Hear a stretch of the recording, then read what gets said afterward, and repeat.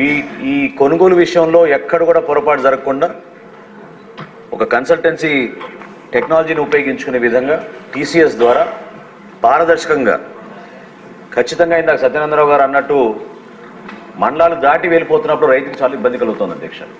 ఆ మార్పు అనేది మీకు ఖరీఫ్ సీజన్ కల్లా 100% ప్రతి రైతు కూడా సంతోషంగా ఉండేటట్టు మేము ఆ చర్యలు తీసుకుంటామని మీకు మాటిస్తున్నాం అధ్యక్ష.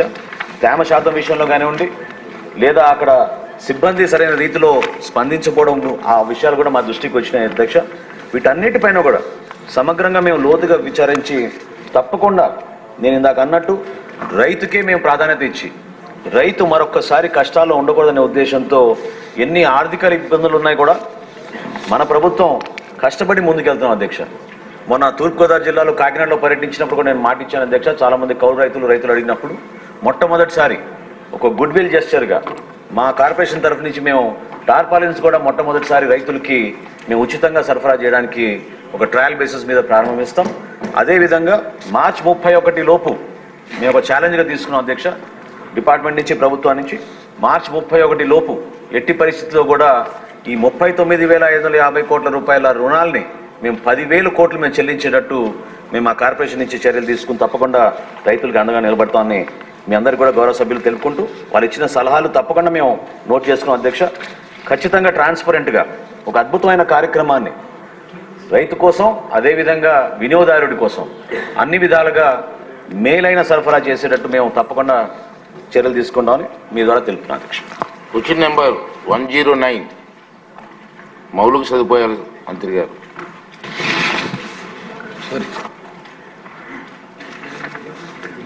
అధ్యక్ష, మొదటి ప్రశ్నకు జవాబు నిర్మాణం, నిర్వహణ, వాటా మరియు బదిలీ BOTST ప్రాతిపదికపై PPP విధానం కింద Messrs Krishnapatnam port company limited KCPL రాయితీదారుతో 17/9/2004 Krishnapatnam port రాయితీ ఒప్పందాన్ని కుదుర్చుకోవడం జరిగిందయా.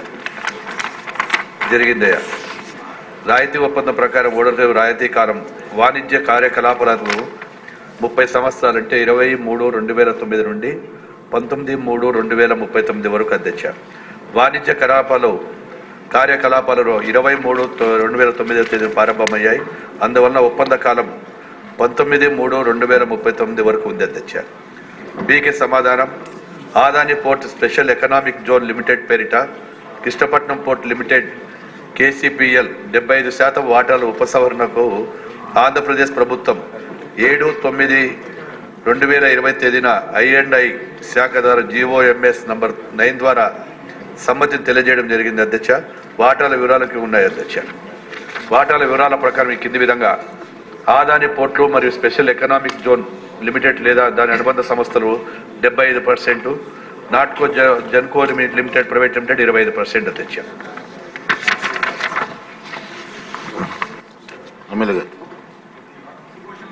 ప్రతిష్టాత్మకమైన ఆంధ్రప్రదేశ్లోనే ఒక ఇంపార్టెంట్ పోర్టు పతనం అయిపోయిన అంటే కంటైనర్ పోర్ట్ అధ్యక్ష. ఎగుమతులు దిగుమతులు జీరో చేసేసారు.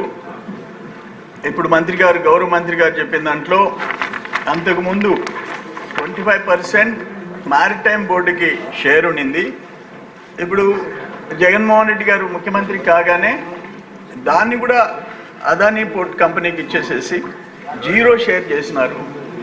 బట్ దీని విషయం ఒక్క నిమిషంలో 1996లో చంద్రబాబు నాయుడు గారు మా నాయకుడు ముఖ్యమంత్రిగా ఆ రోజు శంకుస్థాపన చేయటం, నేను ఆ రోజు ఎమ్మెల్యేగా ఉండటం, నాట్కో కంపెనీ నుంచి 2004లో సివిరావు గారు నవేగా కంపెనీ తీసుకోవటం, చాలా ఫాస్ట్గా దాన్ని గ్రోత్ సాధించటం.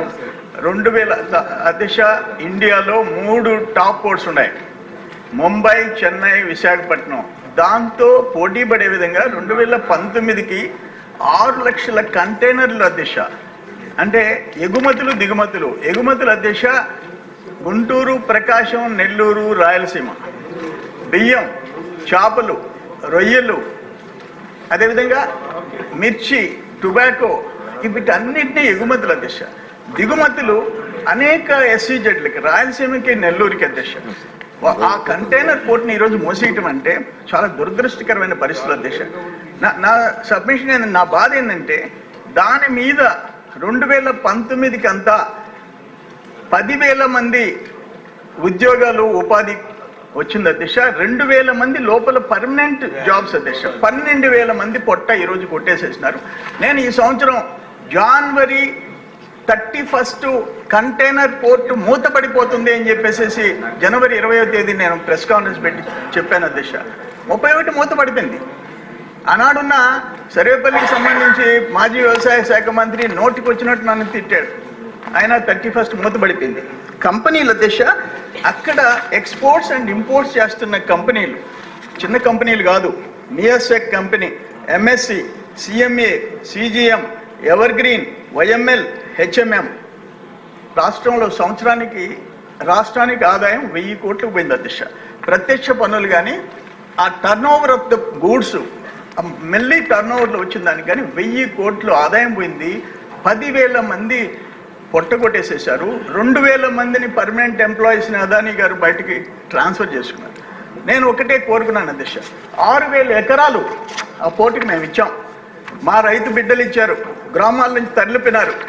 దాన్ని బేస్ చేసుకొని 6,000 ఎకరాలు కృష్ణపట్నం పోర్ట్ ఎస్సీజెడ్, దాన్ని బేస్ చేసుకొని 2,600 ఎకరాలు రిలయన్స్ థర్మల్ పవర్ ప్రాజెక్ట్, అది కాకుండా మ్యాన్కూర్ ఎస్సీజెడ్, శ్రీ సిటీ ఎస్సీజెడ్, ఇక్కడ కిసాన్ ఎస్సీజెడ్ 2,300 ఎకరాలు, వేల ఎకరాల దిశ. మళ్ళీ ఈ పోర్ట్ కోసం 6 లేన్ రోడ్, ఈ పోర్ట్ కోసం అనంతపురం వరకు రైల్వే లైన్ 8,000 ఎకరాల దిశ. 8,000 ఎకరాలు దీన్ని బేస్ చేసుకొని ఈరోజు మా కంటైనర్ పోర్ట్ మూసేసి only bulk cargo, dirty cargo, అంతకుమించి నేనేం చెప్పలేను. బొగ్గు, బూడిద, ఐరన్ ఆర్ మా నెత్తిన, బూడిద మా నెత్తిన, గ్రామాలు బతకలేని పరిస్థితి, శ్వాసకోశ ఇబ్బందులు ఎన్ని. దాని తగ్గట్టు R&R కాలనీస్ కూడా 300 చిల్లర కోట్లకు మొదలు పెడితే దాన్ని ఆపేశాడు జగన్మోహన్ రెడ్డి గారు ముఖ్యమంత్రిగా. ఘోరాలు నేరాలు చేసి పారేశారు.